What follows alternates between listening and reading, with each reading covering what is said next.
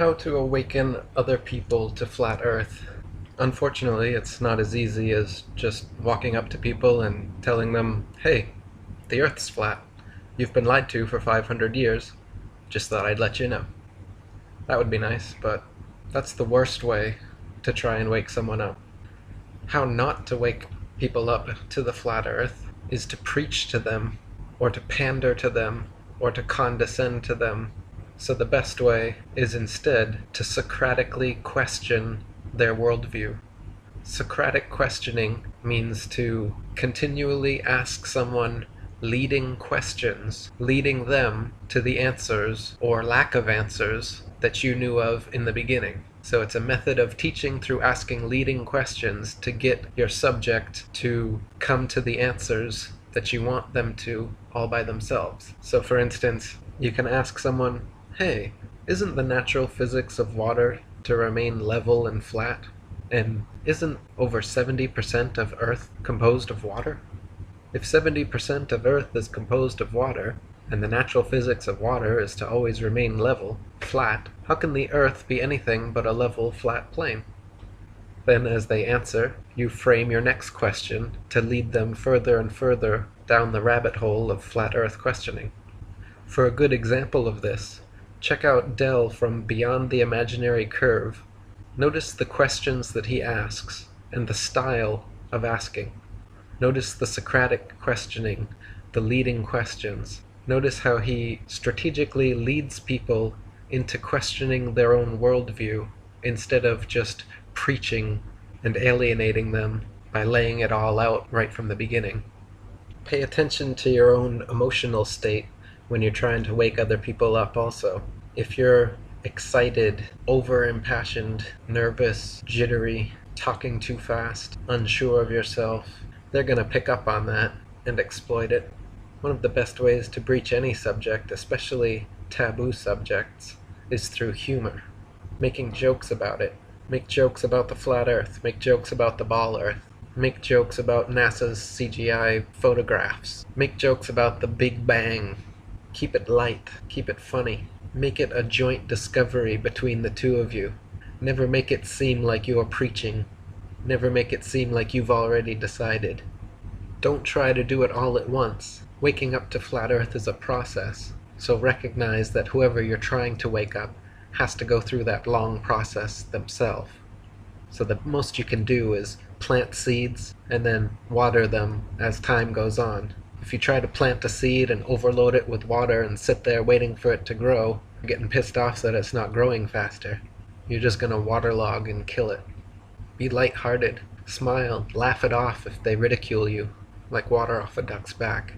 They'll be looking to see your confidence in what you're saying, and if they see their simple ridicule can bring you into a negative state, they're going to know that you're not that confident about what you're presenting them with, and they won't take you as seriously.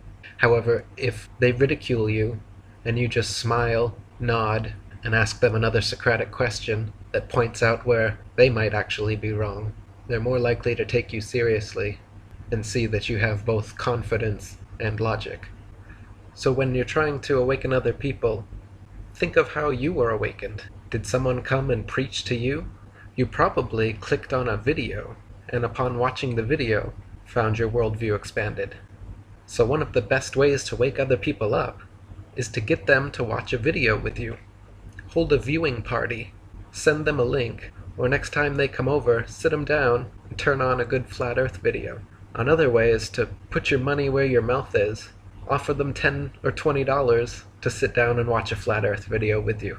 Maybe they'll ridicule you if you expect them to waste their time for free, but if you put a $20 bill in front of them and say, hey, I'll give you $20 to just sit down and listen to this video with me, they're less likely to be standoffish about it when they've had their palms greased. One guy wrote me and said he challenged his friend to a bet that if his friend still thought the Earth was a spinning ball in 6 months' time, that he would buy him an Xbox. And when 6 months came around, his friend couldn't honestly tell him that he truly believed the Earth was still a spinning ball. So if you can get people to sit down and watch a video with you, that takes the pressure off of you. As you're watching, feel free to pause it as they ask questions to help them along with answers if you know them, or posit yourself if you think they don't understand something. You don't even have to approach it as though you think the Earth is flat. You can simply say that you find this interesting, or did you know about these people? Or what do you think of this? And when they tell you, so you believe this? You can throw your hands up and say, no, I didn't say I believe it. I'm just questioning it. I think there's a lot of interesting points. I wanted to discuss them with you. So, one thing to keep in mind is that you're not really trying to teach somebody everything that you know about this subject. The best thing I think a person can do is to just open their mind and point out a couple things that will make them willing to sit down with you and watch a couple videos. Once they've seen a few good videos that comprehensively cover the subject, there's really not a whole lot left for you to say because they've already seen the material. But to get somebody to sit down and watch it seems to be the challenge with a topic like this. So one of the things you do to not come across like a freak is remember that a good strategy goes a long ways. Think of a salesman who's trying to get an appointment to go to someone's house to, say, sell them a sunroom or a steel roof or a window remodel or something like that, right? So he only uses the phone as a tool to get the appointment with the customer. You don't try to sell them the roof over the phone. You don't try to sell them the windows over the phone or whatever your project happens to be that you're contracting. You really only use the phone for one thing, and that is to get an appointment. And then when you get in front of the person, that's when you do the selling, okay?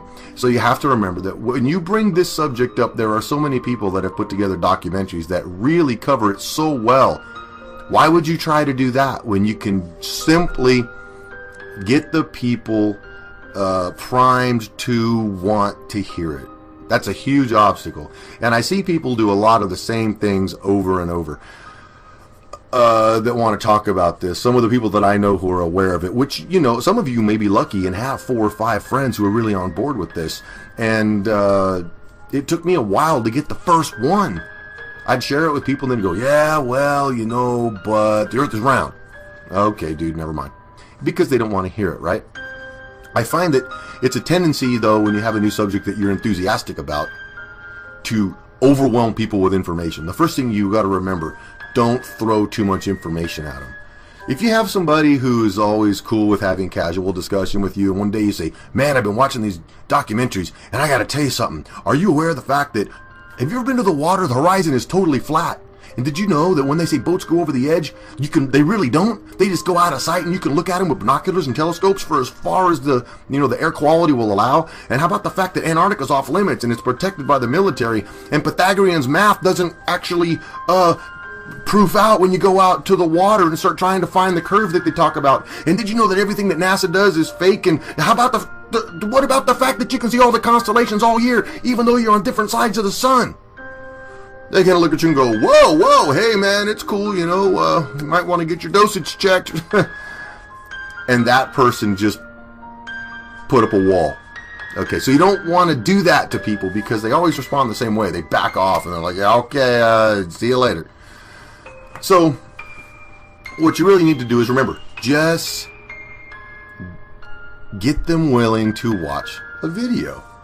Don't overwhelm them, and don't make them feel stupid. You really have to know something about the people you're talking to. If you're talking to somebody who already believes that the moon landing was a hoax, man, you're ahead of the game, right? They already aren't NASA worshipers. That's a great thing. But what if you're talking to somebody who isn't science-minded? He doesn't really understand even the official story, right? So when you're trying to contradict a story that he doesn't even understand, he's really going to be messed up. And with a guy like that, if he seems honestly interested in what you're saying, you definitely have to show him a video because it's full of illustrations and ways to show with videos and documentation what you're talking about, right? So one of the ways you can avoid this is use images whenever you can. Then you don't have to explain. You know, if you have a phone or a tablet with you all the time, have that thing stacked in a folder full of good images. You've seen them all over, like Flat Earth Matters and some of these. Just do an image search. You'll find all kinds of great stuff. Just save it and stick it in your phone. And then when someone talks about, oh, well, you know, this isn't true, we go, well, you know, have you ever thought of this? And you show them a picture. If a picture's worth 1,000 words, great. A video's worth 1,000 pictures. So just keep it simple and just get them willing to watch a video. And preferably with you. Don't just send them one and say, hey, come on over, I'll buy pizza. You can come on over and we'll hang out. I want to show you something. There's something that's going to blow your mind. And I'll feed you. Come on over. And people are usually willing to swing by and, you know, drink a six-pack and have some pizza. Get them over there and then put a documentary on. And shut up and let them listen to it. And then watch their response. Because if they start asking a million questions after that, that means it cracked the shell. And they'll start peeking out and going, hey, wait a minute. And then now they're curious.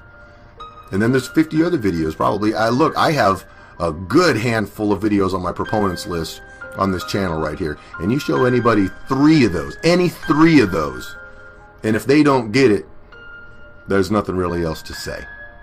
Because you're not going to explain it better than these videos do. And if they don't care and they go, oh yeah, whatever, and then they turn football on, well, let them go back in the Matrix. That's where they belong. But it's really worthwhile to it's rewarding to share this with somebody and have them call you and say, okay, I got a friend. I'll give you a personal testimony. I had a friend he lives over on the West Coast. I'm over here on the East Coast, but we worked together like 15 years ago. And we've shared little conspiracy stuff off and on, talking about this or that, Bilderberg, 9/11, whatever. When I got into this, I showed it to him. I tried to. I said, watch this video. He wouldn't touch it. And then I sent him another one. Watch this video. Did you ever watch that? No, I haven't had time. And, you know, one day I got him to commit to watch one of them. Then he started calling me with a bunch of questions, and I sent him other links and other videos. Then he started sending me videos, and then he started sending me, pretty soon, he's calling me going, oh man, dude, what'd you do to me? My whole world melted down. This is like, everything else is nothing compared to this. All these other conspiracies just, man, dude, I can't believe this. And everyone thinks I'm crazy now. I talked to my mom and my brothers, and they're all telling me I'm a fool. But he has someone to talk to. And if you can get somebody to watch a few videos and get it, and then see, an education is not like filling a bucket. It's like starting a fire. And once you get people to see it, it'll take on a life of its own, and you'll see them, and maybe they'll end up finding something you've never seen and share it with you. But people are never going to basically come on board to this reality if they don't allow themselves to be informed. And so the real art in this, because of the subject and the depth of the indoctrination, is just get them interested enough that you can sit down with them and watch a video and then watch them try to digest it. And if they say no, fine. But you'll avoid a lot of headaches if you don't overwhelm them, you don't make them feel stupid, and don't try to teach them everything. You're not trying to be the encyclopedia. Just, I'm not sure. Don't act like you know it all. Just show them a video. And if they ask you a question that you don't really want to get into because it's like kind of heavy, you say, you know, I'd try to explain that, but I think I'd mess it up. Let me show you something. And then you lead them to a video. Another thing to note when trying to wake other people up to the flat earth reality is that you need to stick to the facts, the easily provable facts, like the fact that water always finds and remains level, like the fact that the horizon is always flat and rises with the eye of the observer as high as he goes, the fact that water never conforms to the exterior of shapes, the fact that a negative and positive pressure system, like an atmosphere and a vacuum, cannot exist side by side without a firm barrier between them, the fact that all rivers run down, north, south, east, and west, in all directions, all over the earth. Yet if the earth were a ball, many rivers would be flowing uphill. And there are even more subtle ways you can help wake people up to the flat earth if you don't want to directly confront people or talk to the people in your life. For example, the truth cube is an idea people have been toying with, or pamphleteering by making a paper or a cube with important flat earth information and links on it. Then going out in public places and either handing these out or placing them in areas where people will find them anyway. Other people have made banners and hung over the highway, or signs, or stickers, or posters to put up on telephone posts. Writing important links, websites, YouTube and Google searches on money is a great way to spread the word, using their own money system against them. We need more people to do this kind of street-level grassroots activism. Stickers, posters, pamphlets, truth cubes, graffiti, writing on money, viewing parties, street interviews. Flat Earth activism is some of the most important activism you can possibly be doing right now, because as the mother of all conspiracies, it holds under its umbrella all of the other lesser conspiracies and exposes them. So by devoting energy to waking up people to this 500-year deception, you're releasing the tight grip this control mechanism has on everyone's minds. Those of us that know the Earth is flat and still have to live in this world are like people that have been woken up from the Matrix. We're wearing our leather jackets, we got our cool black shades on, and there's a world full of people who think they're on a tilting, wobbling, spinning sphere pair and ridicule you for trying to tell them the truth. Agent Smith is everywhere, but don't be like Cypher and just go back to sleep. We need more Morpheuses, we need more Neos, more Trinities. We need you guys that have broken free from the Matrix to get in those weird looking chairs, plug that thing into the back of your head, take one for the team, go back out into the Matrix, and do everything you can to try and unplug these helpless slaves.